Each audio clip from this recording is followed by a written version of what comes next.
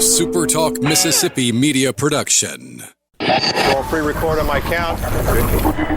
7, 6, 5, 4, 3, 2. Roll A. Fade up on A.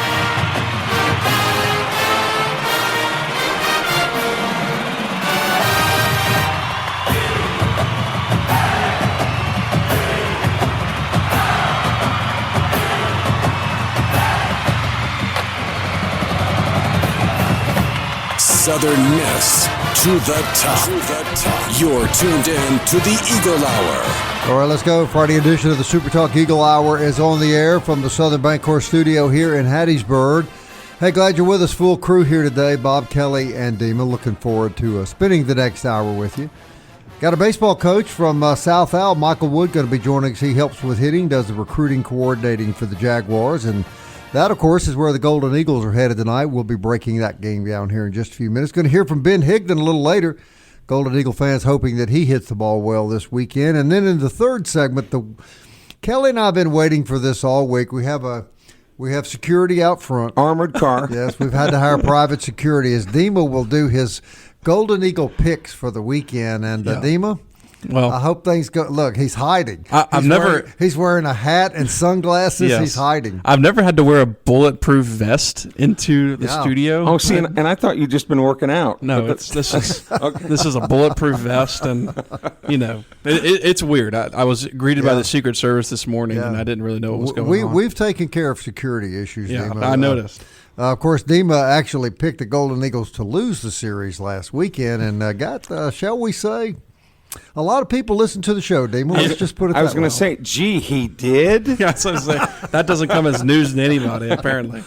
All right, let's go down to Mobile. Michael Wood is the recruiting coordinator, helps with hitting for the South Al Jaguars, and we're really happy to have him on the show here on game day. Coach, the Jags are 25-16, 10-8 in the league. You guys have won 3 straight. It sounds like to me that you're playing well right now with the 20th-ranked Golden Eagles rolling into town.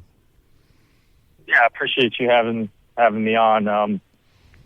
We're excited. We're excited about the weekend, and we are we're playing well, and we got good leadership and good guys, and it's been a fun season so far. It's safe to say it's kind of a bounce back year for South Al. You've been a little down the last couple of years, but what has been the difference so far this year, Coach? I would say the leadership, the character of the guys we have. Obviously, it starts with the head of the snake, Mark Calvey. But you got some older guys that you can rely on that grew up in the program.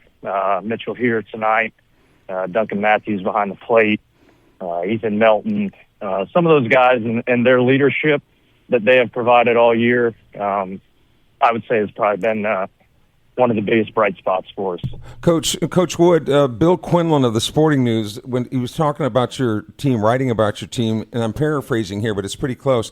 He said, when looking at this South Alabama team, there's nothing offensively or defensively that's really sexy about this team, but they find ways to win. I don't know if that's a compliment or a stab, but but is that kind of an accurate depiction of you guys? No superstars, you're just getting it done? Yeah, I think there's a lot of talented players, but like I said, guys, I think the leadership is the biggest thing that stands out, and obviously I spoke on our head coach, but some of the guys that have grown up in our program that have been here 2, 3, 4 years, and when you have players like that, and you sprinkle it in with some junior college transfers and transfer portal players that are also high character guys, you get a group that we have that is really fun to be around because they enjoy playing together, competing for one another. They do all the other stuff that goes along with the day-to-day basis of college baseball, the weight room and the traveling and practice days. And they have fun together. They have fun with it. And when you have that and good leadership, I think, you're always going to have a chance to win. Yeah, but man, this series this weekend, you're just a game behind the Eagles in the conference standings. You got 3 of them at your place, 3 games at your place, but Southern Miss maybe more than a lot of teams going to be tough to beat no matter where you play them. What are you expecting from Southern Miss this weekend? I expect them to be extremely competitive, especially on the mound. The pitching staff has gotten great recognition, and rightfully so. That they're not somebody who walks you and gives you free stuff, which we all know can come back to hurt you. So I expect them to be super competitive on the mound. And then they got some pieces, obviously, in that lineup that can hurt you. And we're just excited about the matchup, like we are with any other Sun Belt opponent. To be honest, it's an incredible league that has only gotten better and better. And yeah. But you guys have won 3 in a row. What are you doing especially well? I think we're starting to get the big hit, which is kind of something that we were really successful in early in the year. We're doing really well with the 2 outs and the runners in scoring position, and we got away from it there a little bit. But I think as of late, we're back to being a really tough team, tough offensive team with 2 outs, and we're utilizing all 3 outs that we get. And if we're able to have success with our leadoff guy getting on, we've been pretty darn good at getting him in. Coach, not a lot of home runs for you guys. Kind of, I guess, not overpowering home run numbers like Southern Miss saw last weekend with Texas State, but you guys put consistent pressure on pitchers to make plays in the infield because your strikeout and walk numbers are so low. So you have a lot of contact with your hitting. I mean, is that a kind of a byproduct of where you see your offense this far in the season? Yeah, 100%. Drew LeBounty, our hitting coach, has done a phenomenal job, and he always talks about kind of being that Swiss Army knife on offense, being able to beat you in different ways. So there's some weekends where, we have to focus on some other things other than maybe the long ball, or, there's other days that we can, try to slug and try to be super aggressive. I think we have the players to be able to be that Swiss Army knife, but it's something that we try to pride ourselves on for sure is being a dynamic offense. Just curious, Southern Miss coming in, they obviously added a piece in their rotation last week with Camden Clark. Looks like he's going to move to Saturday. I mean, is that something that's kind of maybe easier kind of a little bit to prepare now that you've seen him already in a start? Yeah, I would say, none of their guys this weekend are somebody that you would say that are easy to prepare for. Sure. Like I said, it's such low walk numbers, so going in as an offense, you have to earn everything, and I think that's the biggest challenge for us, and something that we'll be looking forward to take on. Coaches, you guys have played through the league so far. Who's the best Sun Belt team from the perspective of South Alabama that you guys have seen? Well, we did go on the road to Coastal Carolina. And we ended up kind of going blow to blow with them it was the Easter weekend, so it was game 1 was on Thursday, and they got us, and we bounced back on Friday to get them, and then they had a heck of a matchup there for game 3. So that one was super competitive, and I'm not trying to be cliche, but it seems like every weekend in this league's a war. It really is true. Yeah, there are no easy outs, that's for sure. But this is a chance this weekend, Coach Wood, that you guys can do your own dirty work. I would imagine mentally and physically, you guys, this is something you've had circled on the calendar for a little bit. Yeah, we obviously know that it's a formidable opponent, and you guys always have a great team, and we do know that there's a lot left in the season, and while this is a big weekend, we know that there's a bunch more big games coming up as well. Yeah, but it's tough to play us, though, because I know you like us down there, Coach. Your fans, right? your fans love us. Yeah. Coach, I just wanted real quickly, Kyle Morrison coming back to Mobile. Just curious how excited your guys are to face him and see him again and things like that. Good question. Yeah, I mean, he's having another great year, which, without a doubt, right? He's a great hitter, and I'd say he's probably the head of the snake of that lineup as well. And he's going to be a tough out and a competitive kid. And I know we have a bunch of competitors, so I think the guys that were close to him, on last year's team are looking forward to facing him, and I'm sure he feels the same way. This should be fun, Bob, this series. It should be a lot. It always is. Coach, we really appreciate your time. I hope it won't offend you, but the one thing that we just do not want to hear for the next 3 days is the bags are full of Jags. And I'm sure that you understand that, right? Of course. I appreciate you guys having me. All right. Coach Michael Wood, everybody at South Alabama. Yeah, it's always a good series with those guys, no question. And I would much rather be in a situation where we have nobody to blame but ourselves. Either team, right? You got an opponent that's right there on your heels in the standings. Yeah, do your own dirty work. Okay. Saying all the nice things, we're going to curb stomp them. We'll be right back with Ben Higdon. Stay with us.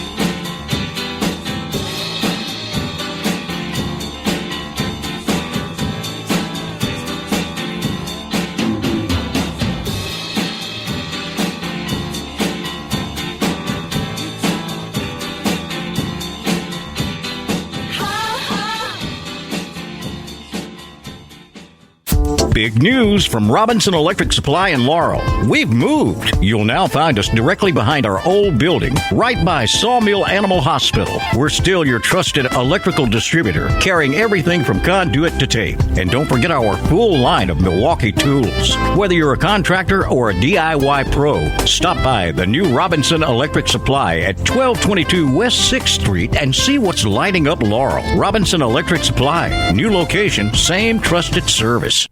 You're tuned in to the Eagle Hour. The Eagle Hour. Southern Miss to the top. All right, that opening segment was sponsored by Dickey's Barbecue. That'd be a great place to go tonight. Take your family for a wonderful meal. They're open 7 days a week, and they do expert catering.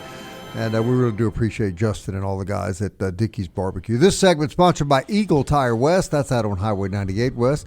That's where you'll find Matt Warren and his staff. They sell premium Goodyear products. They do truck and auto service, just pretty much anything you need, from brake work, realignments, oil changes. They do it all out there. Eagle Tire West, Goodyear Tires, full service, big Southern Miss supporters. And I want to say a quick hello to our friends at Genesis of Hattiesburg and Mobe Beignet Company, and we greatly appreciate their sponsorship. By the way, Mobe Beignet, Bob, the flavors are peach and lemon. I bet the peach is good. I would think so, too. Yeah, I bet the peach is good. Peach beignet. All right, the Golden Eagles set to play tonight, 6:30, I think. Yes. We got that right, 30 minutes later than usual. And, of course, it's been no secret. Hitting has kind of been off and on. One kid that you really look for to maybe lead the way, and he did about this time last year, Dima, was Ben Higdon. No doubt. And about this time last year, I mean, I kind of compared Caleb Stelly to Ben Higdon because, and kind of like why I've tried to advocate for Stelly kind of getting some more hits, because he's almost in the identical position that Higdon was last year. He wasn't in the lineup, was really struggling, and then just turned it on late. But currently, Higdon's kind of doing that now. He hasn't been necessarily dominant. Mm-hmm. He's hit a lot of balls hard. But, he's a guy who you have to leave in there because you know what he can give you. So hopefully he can give him some of that this weekend at South Alabama. Here he is. Higdon back on the SuperTalk Eagle Hour. Ben, it was about this time last year that you warmed up, heated up, I guess I should say. I really felt like toward the end of the year you were probably the best player on the baseball team. I get the sense that you're beginning to heat up a little bit. Again, your thoughts about how you're feeling right now? Yeah, I feel great. Just to be able to have these coaches stick with me and keep working with me and get me in this spot. I feel really good right now, and I'm super excited to be able to do it with the rest of these guys for however many games we have left.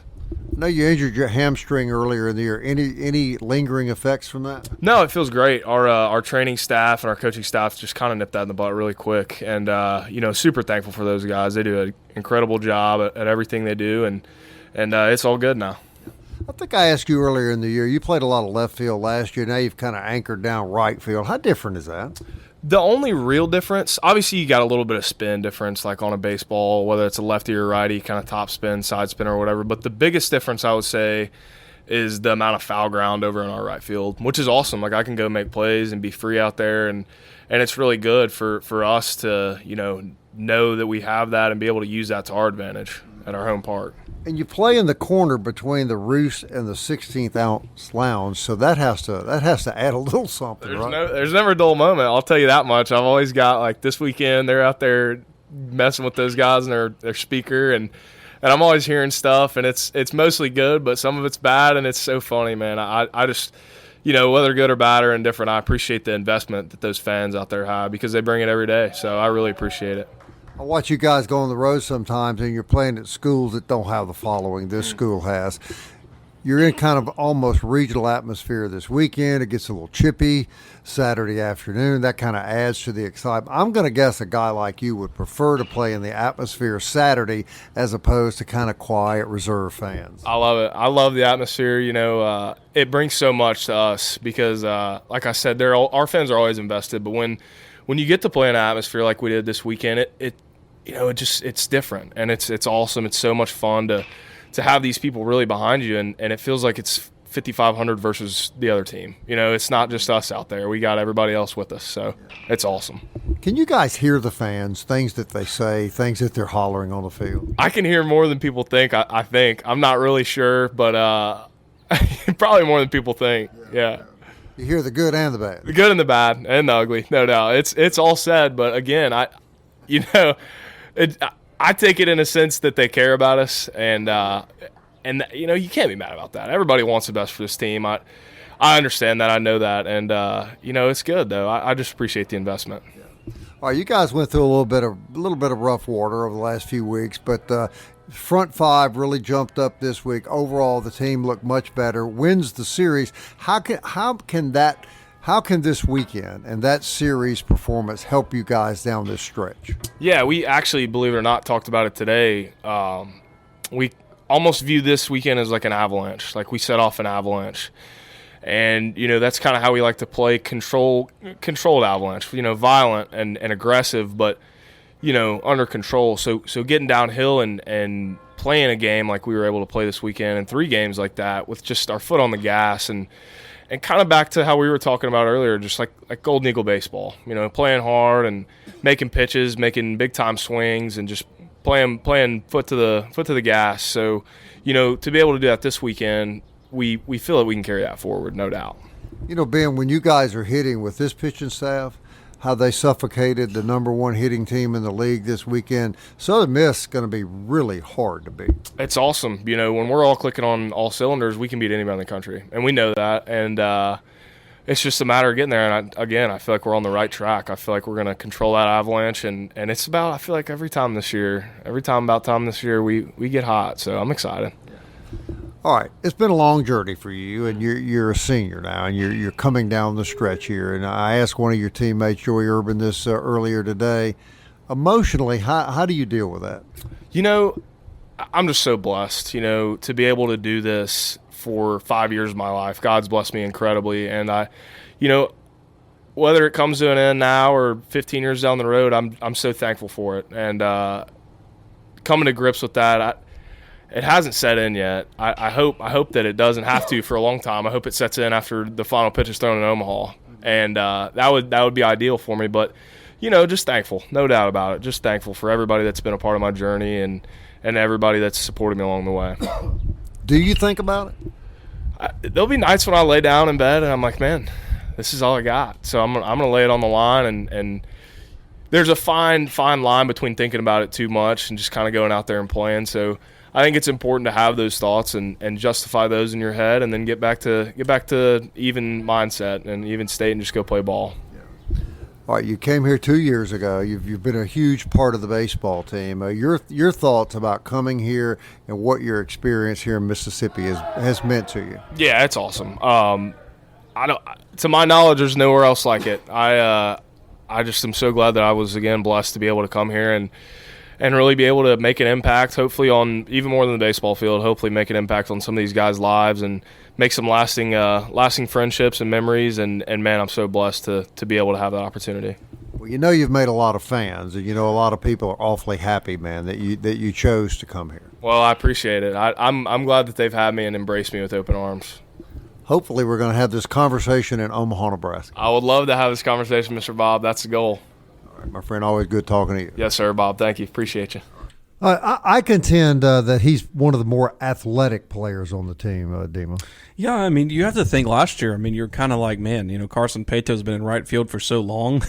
How in the world are they going to replace somebody like that? And Higdon, to his credit, I mean, out there, for the most part, really, you haven't even batted an eye out there. I mean, and as much as we've talked about some of the deficiencies, maybe at shortstop or second base, center field isn't what it used to be, which I know is a high bar, but we really haven't said anything about right field at all. And that's a pretty big shoes to fill for Carson Peto last year.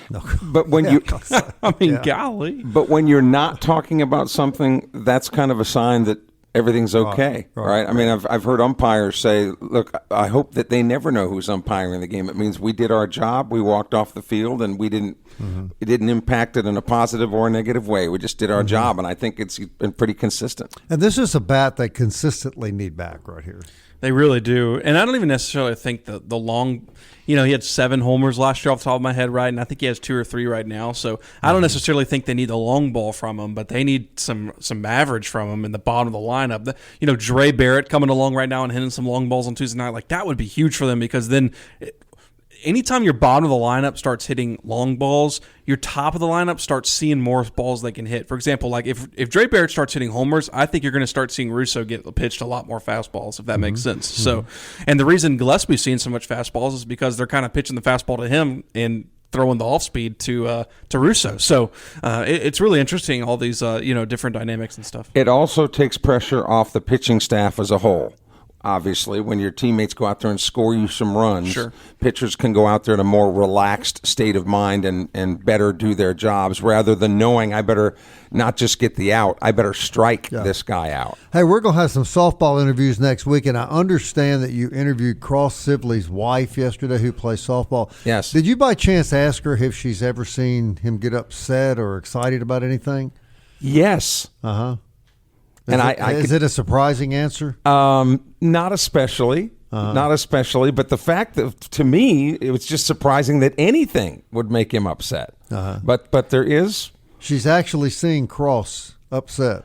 I mean, not upset in terms that you and I would consider to be upset, but let's just say annoyed. I think annoyed would be a better word. I had no idea my wife could get upset, but yesterday I told her, she's 7 months pregnant. I told her she's over-exaggerating her toughness right now. Dima, you and I need to sit down and have a chat. Yes, young Jedi. I told her basically, it can't be that bad. Oh, Dima, come on. That didn't go over well, did it? Dima? Like I said, I didn't know she ever could get upset. You need to learn the ways of the Force, young Jedi. He told her being pregnant can't be that bad. Dima, and then after that, I told her the worst part hadn't even come. You haven't given birth yet. Under D, divorce lawyers in the yellow pages. Dima. We'll be right back.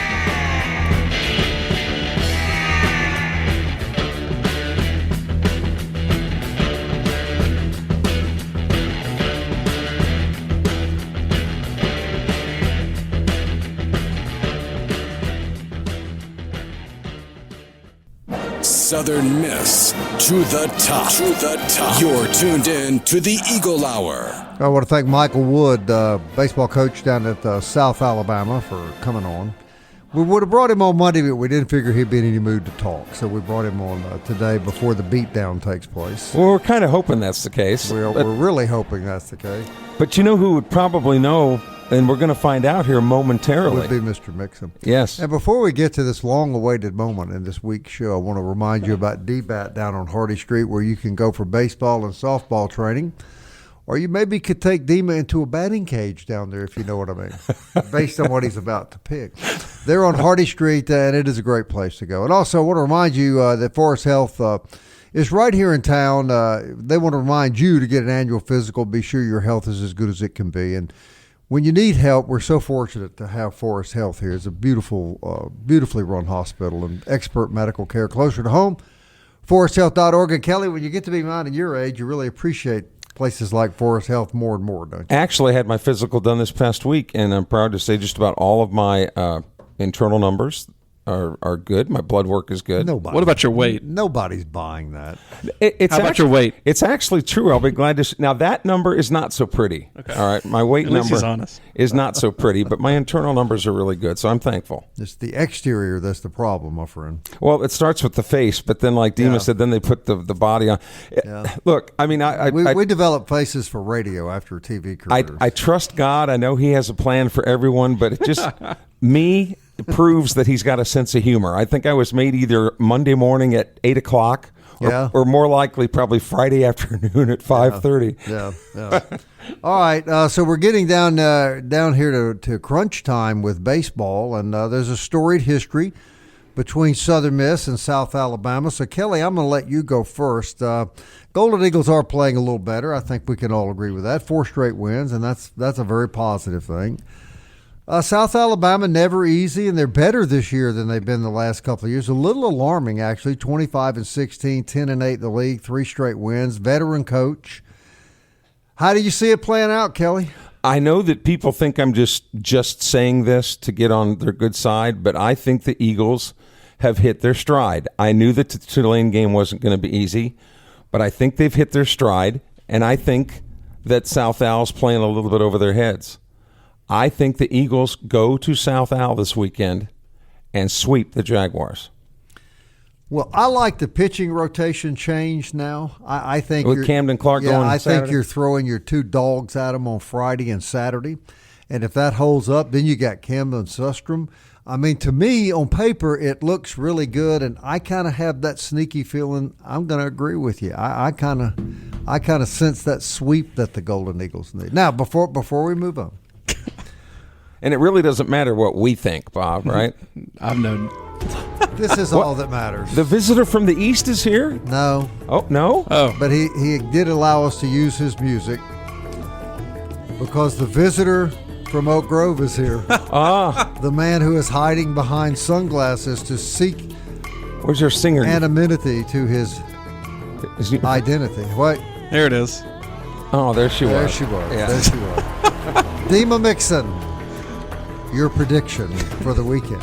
This is so silly, but well, you got to think of 2 things here. Number one, South Alabama. This is a really big series for them, right? This is a chance to play Southern Miss and get back into the conversation and maybe get a 2 seed. And then for Southern Miss, like y'all are saying, it's a great way for them to start getting a little bit even more momentum onto their back end into the schedule.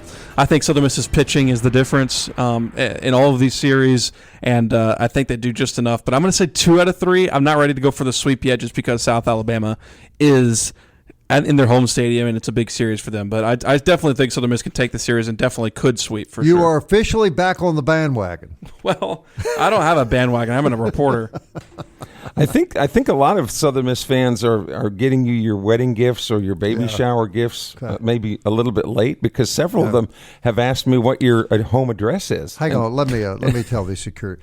You guys can leave. He didn't predict them to lose. Okay, David. Can I take the bulletproof vest off? Yes, you can. Okay. We've released the security people, and the payroll department's happy to know that we don't have to keep How in the world through the weekend. $100,000 a year I get. It's amazing. Make sure I get my checks. And how in the world? I know you can charter flights like online, charter personal airline flights, but how do you get a Fort Knox truck, Bob, online out here to take him? It was very expensive, but we were very worried about his welfare. I'm sure Ostrander funded that, didn't he? Yes, he did. And we didn't know, and some of the assistants, we didn't know.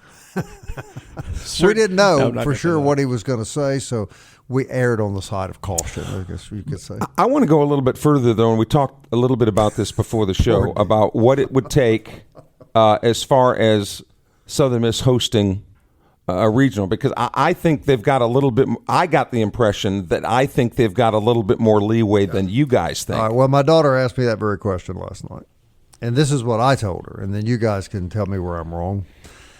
I think the Golden Eagles have to win the rest of the remaining series in conference in the Sun Belt. Thank God it's not Conference USA. Right. And I think if they do that and then make a good presentation in the tournament, which I fully expect them to do, I think that secures the regional. What do you think?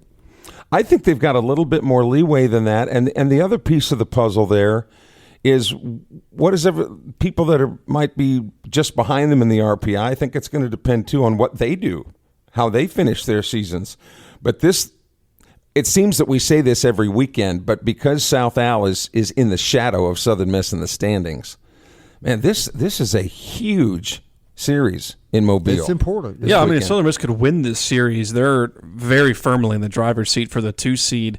And then, with Coastal, we don't need to forget that Coastal's playing Texas State this weekend, which is a very interesting series in the fact that Texas State is basically playing for their season out in Conway. So if somehow Texas State could go over there and take 1 or 2, Southern Miss, if they were to win this series and sweep like you two were predicting, I mean, they'd be probably, 2 or 3 games back at that juncture from Coastal, which if they finish 2 or 3 games back, that'd just be so sad considering they don't play each other. But but on that note, they would be right there in a chance to maybe contend for that 1 seed. As far as regionals go, here's what I'd say.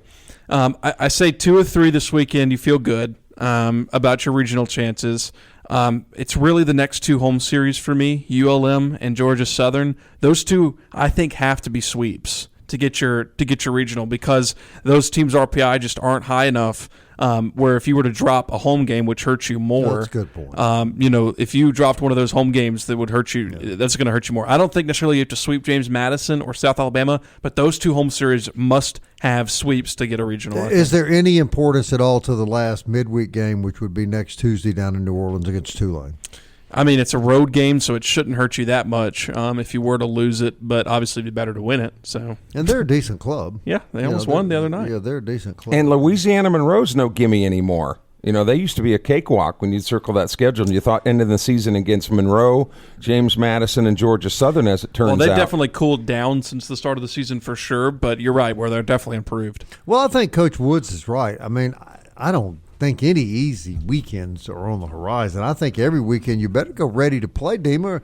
In college baseball, anybody can beat you, and no doubt. You better be ready to play every time you take the field. I was looking back at past seasons, and for that James Madison trip, second to last weekend, that might be the longest trip at the end of the season that I can remember Southern Miss baseball playing. I think they're flying on a charter jet. Well, yeah, that'd be great, but that just seems like an extremely long trip for your second to last weekend. Normally you do, like for example, they did Old Dominion Easter weekend, things like that. Normally your last or 1 or 2 weekends, like last year they went to Troy, or like a few years ago they went to Louisiana, wherever it is, just all the way to Virginia for your, second Is that to last. Is that the last series of the year? No, Georgia Southern is the next week, and that Georgia Southern is a Thursday, Friday, Saturday, and then of course the tournament in Montgomery would start that next Wednesday. Mm-hmm. So, and we've talked about it some earlier in the week, but that's why this number 2 finish is so important, because that way you can skip your first opponent's ace.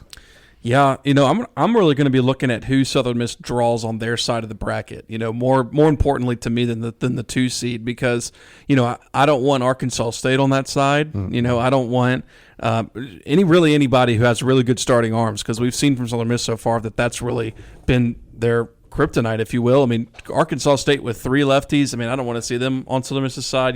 So I'm looking a lot on matchups, for Southern Miss, and whenever that bracket does shape out, and of course with all the standings right now, it might be a who's who game until the last game. Right. Correct. Because they're so jammed together. You might have, we're playing this team, and then the next day you're playing the 8th seed or whatever. And it's the same format, is it not, that if, let's say, Southern Miss advanced to the championship game and Coastal was obviously on the other side, that would be the only possible matchup all year, would be in the championship game. Correct. That's ridiculous.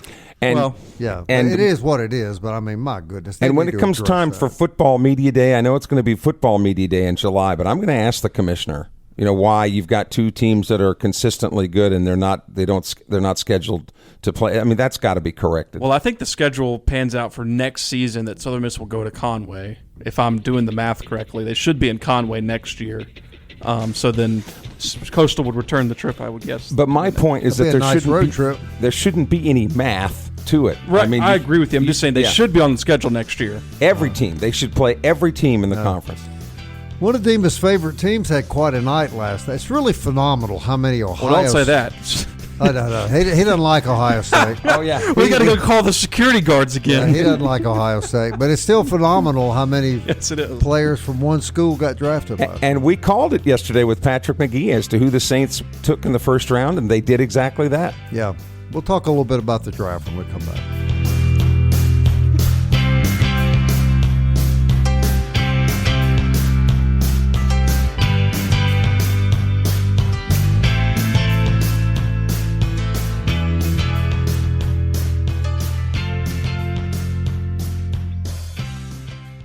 Big news from Robinson Electric Supply in Laurel. We've moved. You'll now find us directly behind our old building, right by Sawmill Animal Hospital. We're still your trusted electrical distributor, carrying everything from conduit to tape. And don't forget our full line of Milwaukee tools. Whether you're a contractor or a DIY pro, stop by the new Robinson Electric Supply at 1222 West 6th Street and see what's lighting up Laurel. Robinson Electric Supply. New location, same trusted service.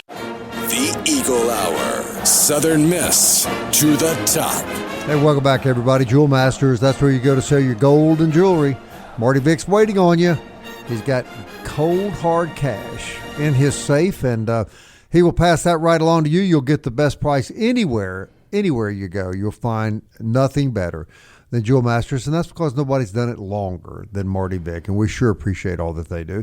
MCS Home Center, going to remind you every day now, be one of the first 2,000 people when Southern Miss squares off against Louisiana Monroe, and none other than Scott Berry is going to hand out 2,000 MCS Home Center T-shirts at that baseball game. So that's going to be fun. And for you full-figured guys, they've got you covered, literally. Yeah, they got all sizes. Yes. They do. Hey, and finally, I want to remind you, if you're looking for a great place to go eat tonight, or maybe Sunday after church, where would you go, Kelly, after church Sunday? Boy, it's a tough one, but a movie star would be right at the top of my list. That would be it. Can you think of a better way to spend a Sunday than go to church, go across the movie store, have a delicious buffet, and then go home and take a long Sunday afternoon nap? Yeah, I become a Seventh-day horizontalist. Yes. Well, I'm going to tell you what. Now, lunch at the movie store will make you long for your recliner about an hour afterwards, will it not? And there's nothing wrong with that. No, there's nothing wrong with it. Get the Eagles on ESPN Plus. Oh, man, what better way to spend a Sunday afternoon? 25 years serving the Pine Belt, family-owned and operated. As I'm happy to say, everybody is that sponsors this show, and that's the way we like it. That's the way we like it. Okay, fellas, NFL draft last night. I just think phenomenal how many NFL football players Ohio State produces. And what was the number last night? 4 out of the top 11. Isn't that crazy? You pointed out to me last night that 4 Ohio State kids were drafted, 1 SEC player. That is correct. But Dima doesn't like Ohio State. That He just stings. I'm neutral. I'm neutral to every team. Wait a minute. Let's go back. I thought it meant more. Well, it doesn't. It really doesn't. Maybe not the draft. I want to say something about Fernando Mendoza, though, who went number 1 overall. Who's that from Indiana? Indiana, right. Big Ten, by the way. Yeah, so, there's a clip on Twitter of him getting – if anybody's listening to this show and understands, like, Fernando Mendoza and the way he conducts himself in interviews, he's First like class. He almost is like a ChatGPT robot. He'll be like, we're one collective unit trying to drive down the field, and we're just wanting to win for the University of Indiana. Go Hoosiers, or whatever it is. And it's just like so scripted, it's hilarious. But that's just who he is. He's not trying to do that.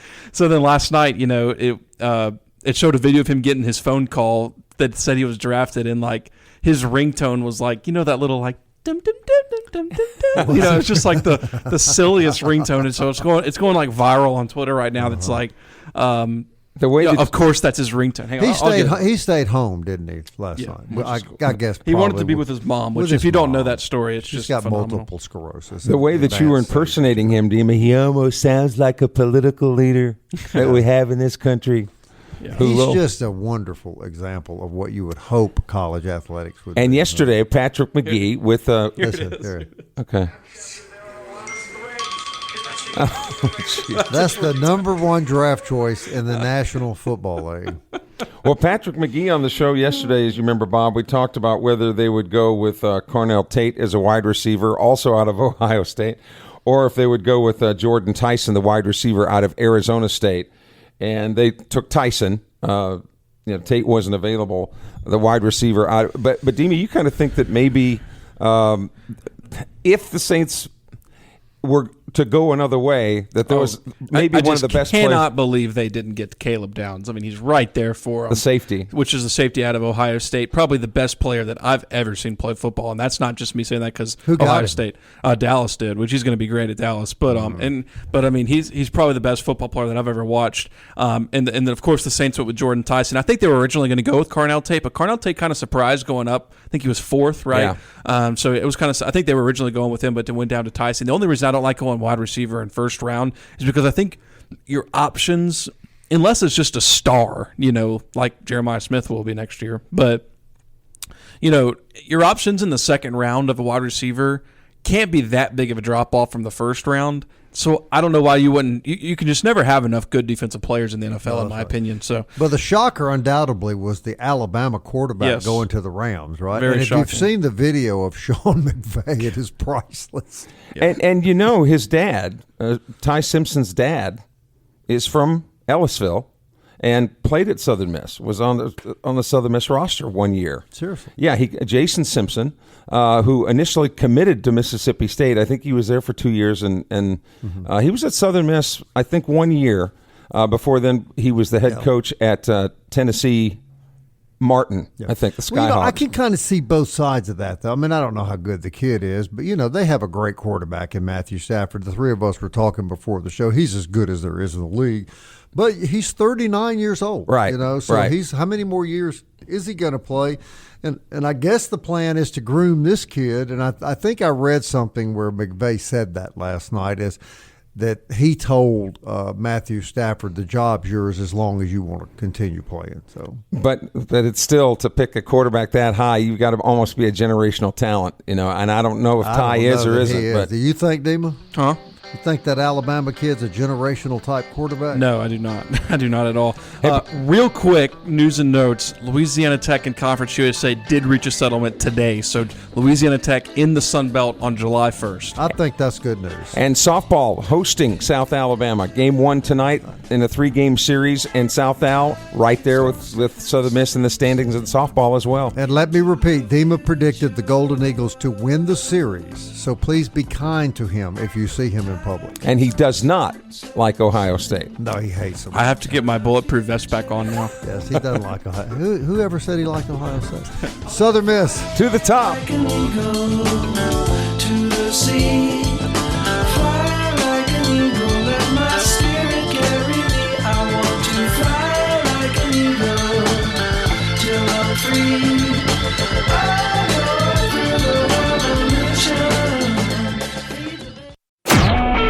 A SuperTalk Mississippi media production.